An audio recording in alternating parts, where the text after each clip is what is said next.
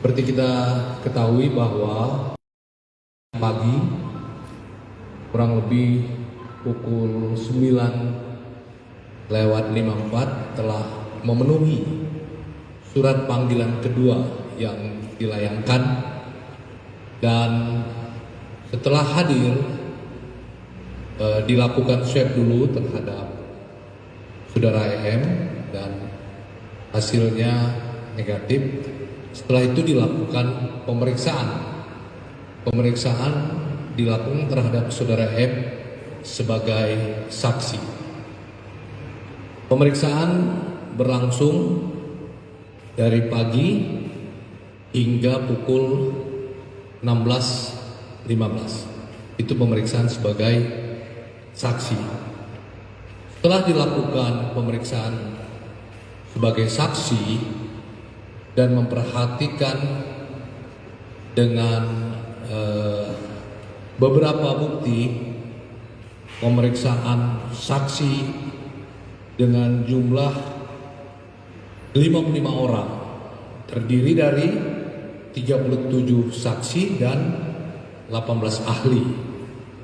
Saksi ahli terdiri dari saksi ahli bahasa, saksi ahli sosiologi hukum, saksi ahli pidana, ahli ITE, analisis medsos, digital forensik, dan antropologi hukum.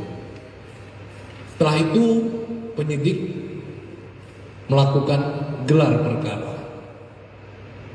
Hasil dari gelar perkara, penyidik menetapkan status dari saksi menjadi tersangka. Kemudian hasil pemeriksaan penetapan tersangka mendasari penerapan pasal 45A ayat 2 junto pasal 28 ayat 2 Undang-Undang ITE.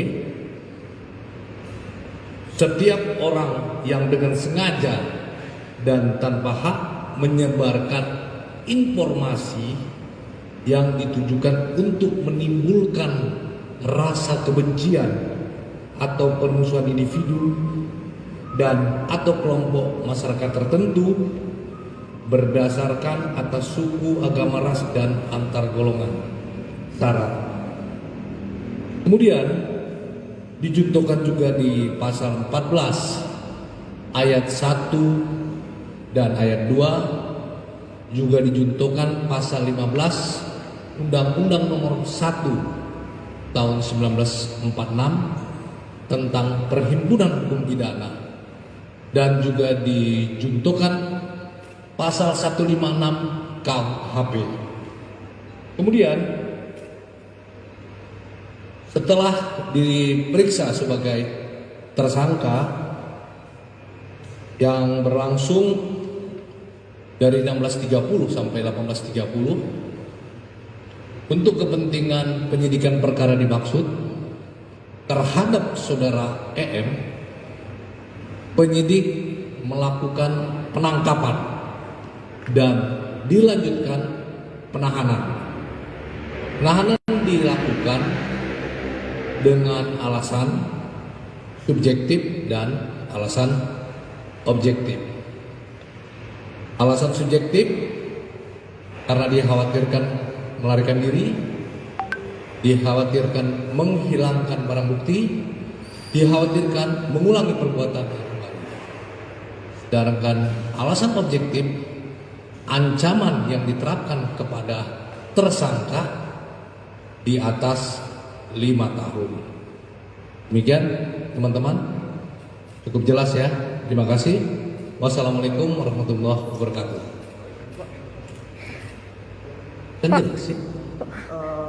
Dari pemeriksaan itu apakah barang bukti apa yang ditemukan oleh tim penyidik dan dilakukan di penahanan di mana terkait Edi Mulyadi ini? Ya, akun YouTube dengan channel milik yang bersangkutan ya. Jadi akun YouTube milik yang bersangkutan yang disita, ya, Bang Edi Channel ya. Cukup ya? Jelas ya? Penahanannya gimana Pak? Penahanan dilakukan mulai hari ini sampai 20 hari ke depan. Penahanan di Baris Krim Polri. Ancaman maksimalnya berapa Pak? Mana? Ancaman maksimalnya Pak Karo? Ancaman maksimalnya dari Ancaman 10 tahun ya. Jadi ancaman masing-masing pasal ada, tapi ancaman 10 tahun ya. Jelas ya? Pak, sehubungan tadi pertama kali Pak dia masuk di sini, dia sempat mengeluarkan statement kalau ini dia dibidik. Gimana komentarnya? Ya, sekali lagi penyidikan ini dilakukan secara objektif, ya, proporsional dan profesional, ya. Oke? Untuk kita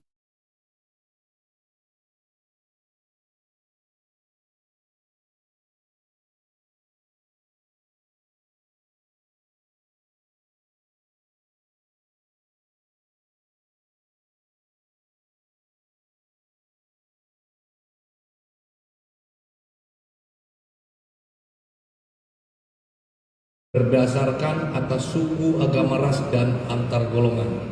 Syarat. Berdasarkan atas suku, agama, ras, dan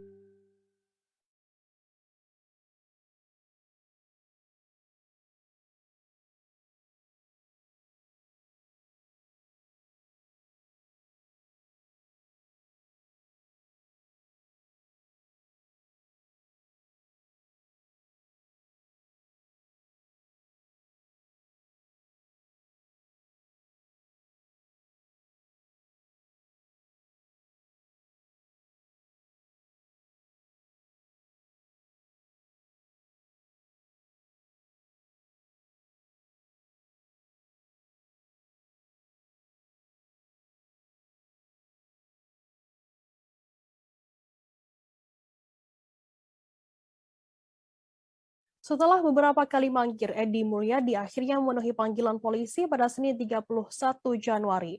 Pemanggilan tersebut terkait kelaporan kasus dugaan ujaran warga kebencian mengenai Kalimantan yang disebut sebagai tempat jin buang anak. Informasi lebih lengkapnya akan disampaikan oleh rekan jurnalis kami dari tribunnews.com. Ada Ikman Ibrahim di sana. Halo Ikman. Ya, rekan Firda. Ya, Ikman, bisa Anda informasikan bagaimana pantauan Anda di lapangan saat Edi ini diperiksa di Baris Krim Polri?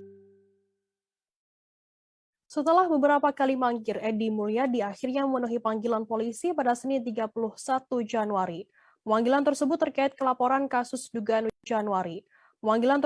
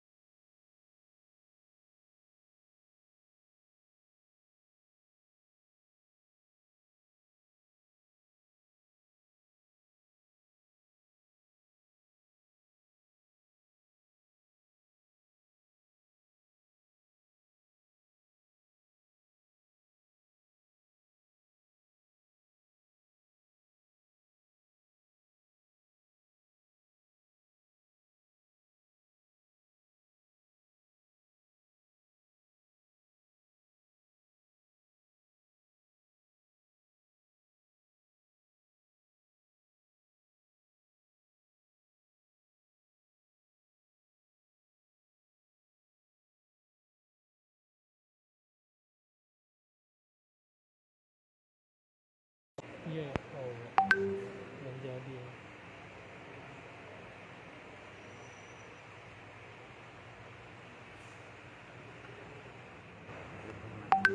Lama banget.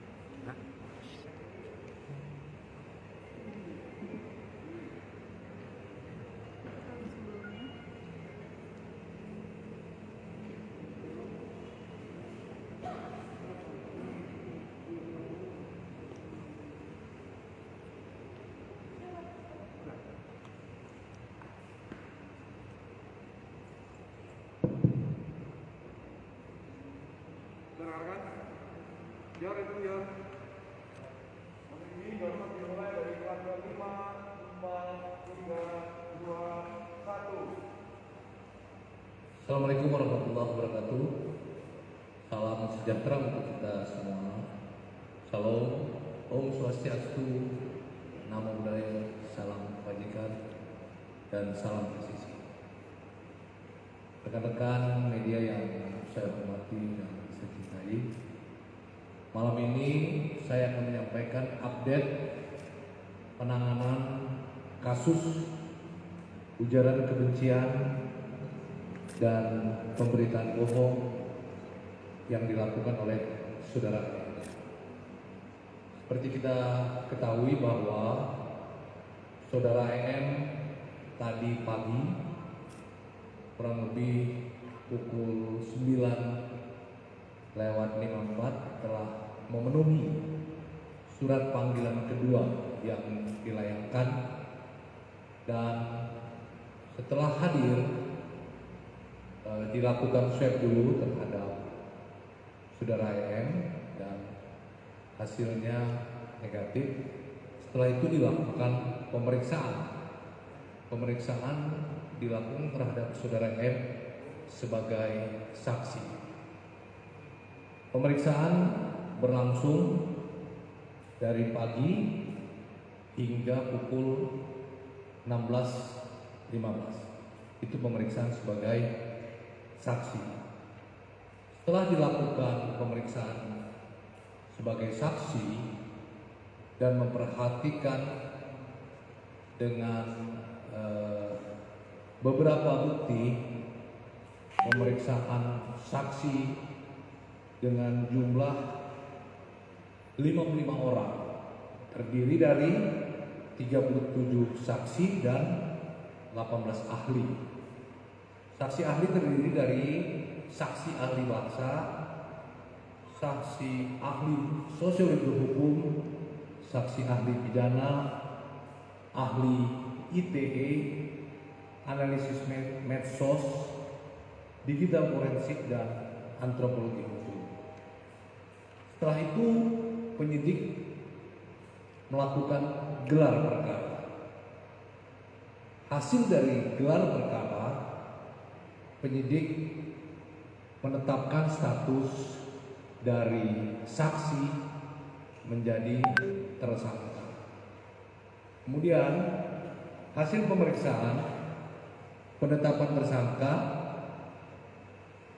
mendasari penerapan pasal 45A ayat 2 junto pasal 28 ayat 2 Undang-Undang ITE. Setiap orang yang dengan sengaja dan tanpa hak menyebarkan informasi yang ditujukan untuk menimbulkan rasa kebencian atau permusuhan individu dan atau kelompok masyarakat tertentu berdasarkan atas suku, agama, ras, dan antar golongan sara. Kemudian dijuntukan juga di pasal 14 ayat 1 dan ayat 2, juga dijuntukan pasal 15 Undang-Undang Nomor 1 tahun 1946 tentang Perhimpunan Hukum Pidana, dan juga dijuntukan pasal 156 KUHP. Kemudian setelah diperiksa sebagai tersangka yang berlangsung dari 16.30 sampai 18.30 untuk kepentingan penyidikan perkara dimaksud terhadap saudara EM, penyidik melakukan penangkapan dan dilanjutkan penahanan. Penahanan dilakukan dengan alasan subjektif dan alasan objektif. Alasan subjektif karena dikhawatirkan melarikan diri, dikhawatirkan menghilangkan barang bukti, dikhawatirkan mengulangi perbuatan. Sedangkan alasan objektif, ancaman yang diterapkan kepada tersangka di atas tahun. Demikian teman-teman, cukup jelas ya. Terima kasih. Wassalamualaikum warahmatullahi wabarakatuh. Kan jelas sih. Dari pemeriksaan itu apakah barang bukti apa yang ditemukan oleh tim penyidik dan dilakukan di penahanan di mana terkait Edi Mulyadi ini? Ya. Akun YouTube dengan channel milik yang bersangkutan ya. Jadi akun YouTube milik yang bersangkutan yang disita. Ya, Bang Edi Channel ya. Cukup ya, jelas ya. Penahanannya di mana, Pak? Penahanan dilakukan mulai hari ini sampai 20 hari ke depan. Penahanan di Barreskrim Polri. Ancaman maksimalnya berapa, Pak? Mana? Ancaman maksimalnya Pak Karut? Ancaman maksimalnya berapa? Ancaman 10 tahun ya. Jadi ancaman masing-masing pasal ada, tapi ancaman 10 tahun ya. Jelas ya. Pak, hubungan tadi pertama kali Pak dia masuk di sini, dia sempat mengeluarkan statement kalau ini dia dibidik. Gimana Pak? Ya, sekali lagi penyidikan ini dilakukan secara objektif, ya, proporsional dan profesional, ya. Oke?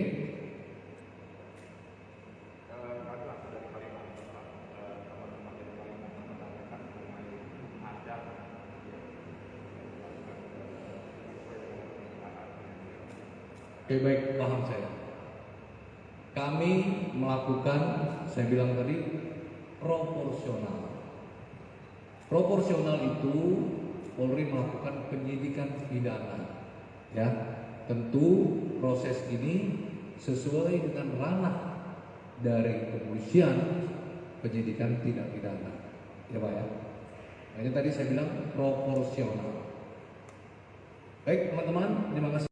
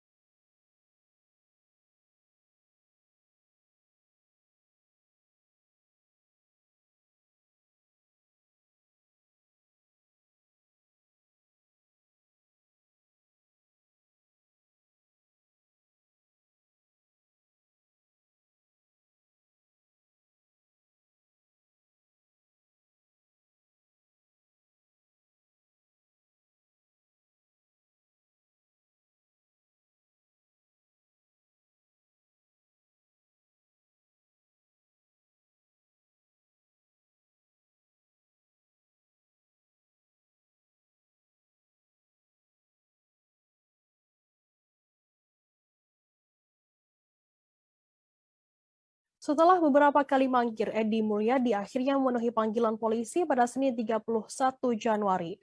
Pemanggilan tersebut terkait kelaporan kasus dugaan ujaran kebencian mengenai Kalimantan yang disebut sebagai tempat jin buang anak. Informasi lebih lengkapnya akan disampaikan oleh rekan jurnalis kami dari tribunnews.com. Ada Ikman Ibrahim di sana. Halo Ikman. Ya, rekan Firda. Ya, Ikman, bisa Anda informasikan bagaimana pantauan Anda di lapangan saat Edi ini diperiksa di Barreskrim Polri? Ya, memang benar tadi Edi Mulyadi akhirnya telah memenuhi pemeriksaan atas dugaan kasus ujaran kebencian di Barreskrim Polri pada hari ini Senin 31 Januari 2022. Edi Mulyadi memang tadi tampak tiba di gedung Barreskrim Polri sekitar 95 waktu Indonesia Barat. Dia tampak juga memakai kemeja berwarna putih, belangkon, dan didampingi oleh kuasa hukum. Di hadapan awak media, memang tadi Edi Mulyadi kembali menyampaikan permohonan maaf kepada masyarakat hingga suku di Kalimantan yang tersinggung atas ucapannya. Edi juga menyampaikan bahwa Kalimantan, maksud saya, bukanlah musuhnya. Namun demikian, Edi juga tadi tetap menegaskan dirinya tetap menolak rencana pemindahan ibu kota negara ke Kalimantan. Menurutnya, uang tersebut bisa digunakan untuk kepentingan lain. Demikian, Firda. Ikman, persiapan apa yang dibawa oleh Edi sendiri dan kuasa hukumnya saat diperiksa di Barreskrim Mabes Polri? Ya, memang tadi Edi mengaku bahwa dirinya telah mempersiapkan dan membawa pakaian begitu saat pemeriksaan, menjalani pemeriksaan di Barreskrim Polri. Hal itu untuk mengantisipasi jika nantinya akan ditahan usai diperiksa penyidik. Adapun tadi Edi Mulyadi juga sempat menunjukkan membawa kantong berwarna kuning gitu berisikan pakaian. Kantong itu juga tadi ditunjukkan kepada awak media bahwa dia membawa pakaian itu untuk bersiap-siap untuk mengantisipasi jika nantinya ditahan. Karena berdasarkan informasi yang dia dapat, Edi Mulyadi mengaku memang dirinya akan langsung ditahan usai diperiksa.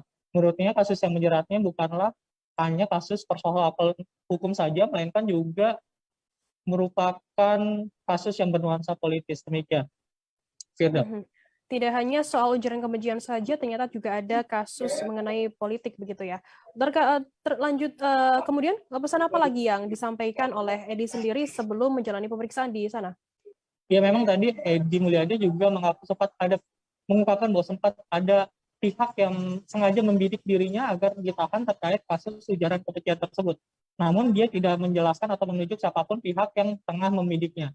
Edi menyatakan bahwa pihak yang membidiknya agar ditahan tidak suka karena dirinya kerap kritis terhadap kegiatannya di sosial media. Jadi kemudian mencontohkan berbagai kritik yang kerap disampaikannya di sosial media, mulai dari kritik mengenai Omnibus Law sampai dengan revisi Undang-Undang KPK. Demikian, Firda. Baik, terima kasih rekan jurnalis dari tribunnews.com Ikman Ibrahim atas laporan Anda. Dan tadi Tribuners, Ikman juga sudah menghimpun keterangan dari Edi Mulyadi. Berikut wawancaranya untuk Anda. Saya kembali minta maaf. Saya nggak mau bilang ini ungkapan atau bukan, saya kembali minta maaf sedalam-dalamnya, sebesar-besarnya. Oke. Yang kedua, saya tetap menolak IKN. Oke. Kenapa? Karena ikan banyak kajian itu ya. Yang penting misalnya tidak tepat waktunya. Duit yang segitu banyaknya harusnya buat mensejahterakan rakyat, buat pembangunan ekonomi nasional, buat memompa ekonomi negeri, bukan untuk membangun. Yang coba ingat ya, yang ada yangnya nih. Kita kemarin baru baca Bank Dunia menegur Bank Indonesia, tidak boleh lagi beri surat utang, tidak boleh lagi beli surat utang yang diterbitkan pemerintah. Ini artinya pembiayaan IKN nanti akan kembali bermasalah dan potensi mangkraknya luar biasa gedenya. Yang kedua, yang ketiga, IKN ini akan memperparah ekonomi di Kalimantan, ya, yang sekarang udah rusak, tambah rusak. Dan dengan konsesi-konsesi tanah-tanah yang dimiliki oleh para oligarki itu, mereka nanti akan dapat kompensasi dari lahan-lahan yang mereka dapat, yang mereka punya. Udah gitu, mereka akan dibebaskan dari kewajiban merehabilitasi lahan-lahan yang mereka rusak. Yang bekas galian tambang, yang anak-anak banyak yang tenggelam, ada 36 atau berapa itu angkanya ya. Dan yang ketiga, saya mohon maaf banget ya, selama puluhan tahun Kalimantan itu dieksploitasi habis-habisan. Sudah berapa miliar ton tahu itu batu bara diangkut. Sudah berapa juta hektar tahu itu hutan-hutan ditebas, diangkut.